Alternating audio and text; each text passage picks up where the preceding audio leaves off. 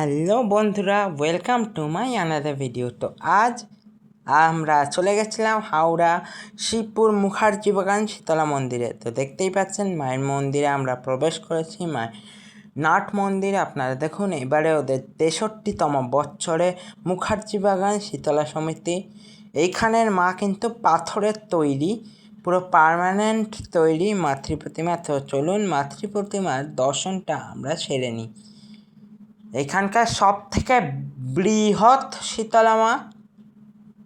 আগে এই ঠাকুর মাটির হতো, বছর 3 হলো ঠাকুর প্রতিষ্ঠিত হয়েছে মন্দিরে।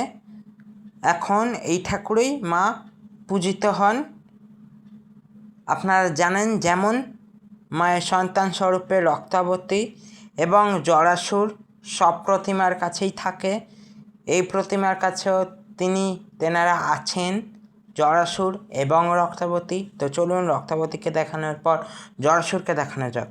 তো চলুন, এখানকার রুটটা হলো খুরুর থেকে একটু আগিয়ে গিয়ে ঈশ্বরচন্দ্র দে লেন, হাওড়া।